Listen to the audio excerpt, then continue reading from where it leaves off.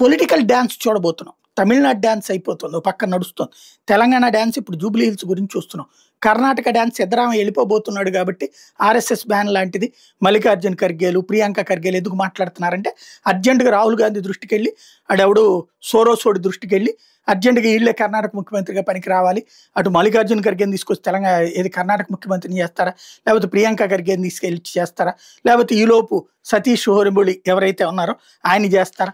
ఓవరాల్గా హిందూ వ్యతిరేకులకి మాత్రమే అవకాశాలు అన్నటువంటి కాంగ్రెస్ పార్టీ ఫార్ములా అదే నడుస్తున్నటువంటి.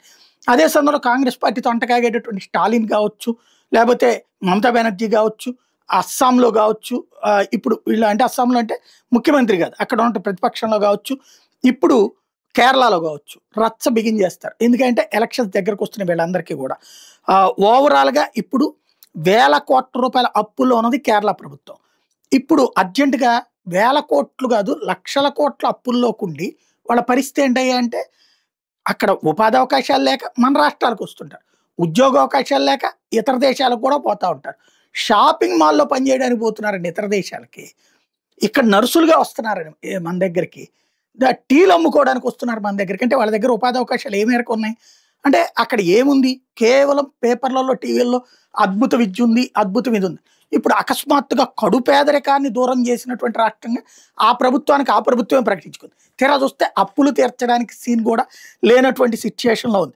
ఎఫర్ట్స్ అయితే పెద్ద పెద్ద డ్రామాలు ఆడటంలో మాత్రం అంటే మీడియాలో ఉన్నటువంటి వాళ్ళ ఇన్ఫ్లుయెన్సర్స్తో కథలైతే నడిపిస్తుంటారు. వాస్తవంగా పెన్షన్ల డబ్బులు తీసుకెళ్ళి హెల్త్కి సంబంధించినటువంటి డబ్బులు తీసుకెళ్ళి పెన్షన్లకు డైవర్ట్ చేసుకొచ్చారు. కేంద్ర ప్రభుత్వం ఇచ్చినటువంటి డబ్బులు సాంఘిక సంక్షేమ శాఖకు సంబంధించినటువంటి కేంద్ర ప్రభుత్వ డబ్బులు తీసుకెళ్ళి చివరికి అక్కడ బ్రోకర్ల చేతిలో పెట్టినటువంటి పరిస్థితి ఉంది. అట్లా కేంద్ర ప్రభుత్వం ఇచ్చినటువంటి స్కూళ్ళు కావచ్చు, వాటర్ ప్రాజెక్ట్స్ కావచ్చు, అట్లాగే పేదలకు ఇచ్చినటువంటి ఇళ్ళని కావచ్చు, వాటన్నిటినీ చివరికి అక్కడ ఉన్న కమ్యూనిస్ట్ నాయకులు డబ్బులు వసూలు చేసుకున్నటువంటి పరిస్థితి ఉంది. ఓవరాల్గా 6 లక్షల కోట్లకి అప్పును తీసుకెళ్ళినటువంటి గొప్ప రాష్ట్రం ఇప్పుడు 9.5 ఏళ్ల తర్వాతన ఏది పినరయ్ విజయన్ 9.5 ఏళ్ల పరిపాలన తర్వాత వరుసగా 2 సార్లు గెలిచారు. కేరళలో ఓసారి గెలిచినోడు రెండోసారి గెలవడం అన్నటువంటి నా నుండి పక్కన పెట్టి గెలిచినటువంటి ఆయన ఇప్పుడు సీన్ క్రియేట్ చేస్తున్నాడు అనమాట.